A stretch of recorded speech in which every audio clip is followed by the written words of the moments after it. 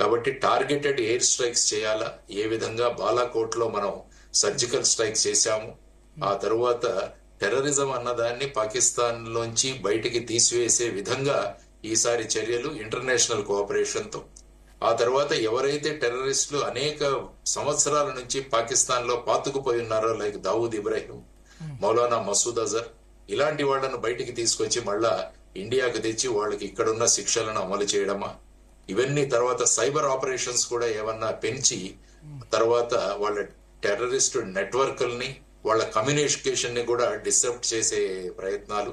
So ఈ విధంగా భారతదేశం ముందు అనేక ఆప్షన్స్ ఉన్నాయి. ఎందుకంటే సమర్థవంతమైన నాయకత్వం ఉంది భారతదేశంలో. ప్రధానమంత్రి నరేంద్ర మోడీ గారి రూపంలో మనకు 10 సంవత్సరాల నుంచి దేశాన్ని పరిపాలిస్తూ ఆయన ప్రధానమంత్రిగా, ముఖ్యంగా భారతదేశం యొక్క ఖ్యాతి దశ దిశలా ఆయన పెంపొందింపజేసి ఇప్పుడు ప్రపంచంలో ఉన్న ప్రతి దేశం కూడా భారతదేశానికి దగ్గర అవ్వాలన్న ఒక ఆకాంక్షను వ్యక్తం చేస్తున్న ఈ సందర్భంలో తరువాత జయశంకర్ గారు ఉన్నారు మనకు విదేశాంగ మంత్రిగా, ఆయన కూడా ఇంతకుముందు ఫారిన్ సెక్రటరీ, ఆయనకు తర్వాత అజిత్ డోవల్ గారు, రాజ్నాథ్ సింగ్ గారు, ఈ విధంగా విశేషమైన అనుభవం ఉన్న వాళ్ళు అక్కడ ఉన్నారు. ఆ తర్వాత జనరల్ ద్వివేది గారు కూడా కాశ్మీర్ లో వెళ్లి పర్యటించారు. అక్కడ ఉదంపూర్ ఇటువంటి ప్రాంతాల్లో వెళ్లి అక్కడ ఉన్న ఫార్మేషన్స్ తో వెళ్లి మాట్లాడడం జరిగింది. మొబిలైజేషన్ జరుగుతోంది. తర్వాత లీవ్ లో ఉన్న వాళ్ళు ఎవరైతే ఉన్నారో వాళ్ళందరినీ వెనక్కి పిలిపించడం జరిగింది.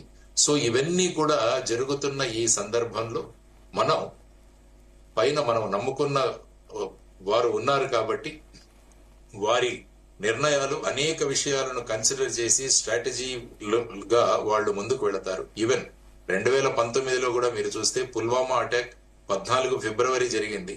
ఆ తర్వాత 26 ఫిబ్రవరి ఆల్మోస్ట్ 12 రోజుల తర్వాత సర్జికల్ స్ట్రైక్స్ చేయడం జరిగింది. కొంత సమాచారం ఏంటంటే ఆల్రెడీ 42 లాంచ్ ప్యాడ్స్ ఏవైతే ఉన్నాయో, అంటే టెర్రరిస్టులు సుమారుగా 160 మంది పాకిస్తాన్ నుంచి భారతదేశానికి పంపే విధంగా వాళ్ళు సిద్ధంగా ఉన్నారు. ఆ లాంచ్ ప్యాడ్స్ కూడా ఐడెంటిఫై అయ్యాయి. కాబట్టి వాటి మీద చర్యలు జరగబోతున్నాయి అన్నది మనకు అనేక మాధ్యమాల నుంచి వస్తున్న సమాచారం. సార్, అంటే టార్గెటెడ్ ఎయిర్ స్ట్రైక్స్ కు మళ్ళీ వెళ్లే అవకాశం ఉందంటారు. దట్ ఈస్ ఎనఫ్, సరిపోద్దా? అంటే ఏమవుతుందంటే military option is always at the last. అంటే ఫుల్ ఫ్లెడ్జ్డ్ వార్ అన్నది always it's an option, but always ఏదైనా దేశాలు అది లాస్ట్ ఆప్షన్ గా ఉంచుతారు. కానీ ఇప్పుడు ఎయిర్ స్ట్రైక్ జరిగినప్పుడు మన వైపు కూడా నష్టం జరిగే అవకాశం ఉంది కదా. ఈసారి వాళ్ళు అలర్ట్ గా ఉంటారు కదా. చాలా యుద్ధం జరిగినప్పుడు ఆల్వేస్ నష్టం అన్నది జరుగుతుంది. ఎయిర్ స్ట్రైక్ జరిగినప్పుడు లాస్ట్ టైం కూడా చూసాం మనం, MiG-29s ఇవి తీసుకుని వెళ్లారు అక్కడ. అభినందన్ వర్ధమాన్ కూడా అక్కడ వాళ్ళు అటాక్ చేసిన తర్వాత తన ఫ్లైట్ నుంచి బయటకు వచ్చడం జరిగింది. ఆ తర్వాత అతన్ని క్యాప్చర్ చేసి ఆ తర్వాత మళ్ళా అతన్ని అప్పచెప్పడం జరిగింది.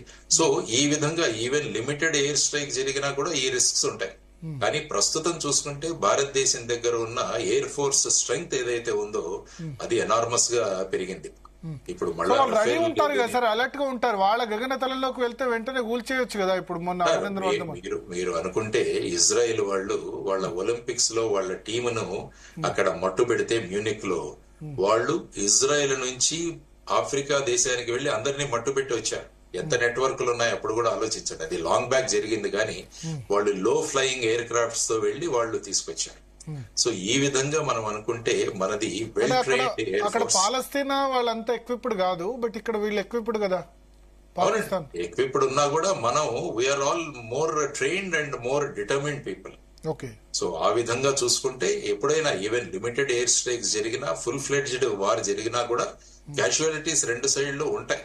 ఆ ప్రిపరేషన్ తోనే మినిమం లాస్ తో మాక్సిమం ఇంపాక్ట్ ఎలా క్రియేట్ చేయాలన్నదే జనరల్ గా. తర్వాత ఇప్పుడు భారతదేశం చేస్తున్న విన్యాసాలు ఇవన్నీ చూసి సైకలాజికల్ గా కూడా పాకిస్తాన్ ని డౌన్ చేయడానికి ప్రయత్నాలు జరుగుతున్నాయి. దీన్ని సైవార్ అంటాం, సైకలాజికల్ వార్.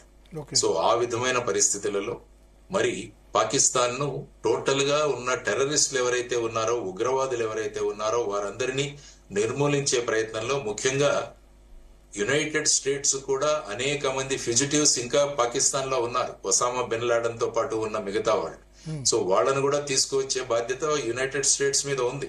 సో దాన్ని ఉపయోగించుకొని ఇప్పుడు మొత్తం ప్రపంచ దేశాలన్నీ కూడా ఉమ్మడిగా కనుక పాకిస్తాన్ నుంచి ఈ టెర్రర్ అవుట్ ఫిట్స్ ని, తర్వాత ఈ టెర్రర్ ని వెనకాల ఉండి నడిపే వాళ్ళని, ఇంక్లూడింగ్ ISI లో ఈ విధంగా వీళ్ళను ప్రోత్సహించే వాళ్ళని ఐడెంటిఫై చేసి ఎలిమినేషన్ లేదా వాళ్లను సరి అయిన దీనికి మనం చేయగలిగితే ఏమవుతుందంటే this is an opportunity to remove terrorism from Pakistan.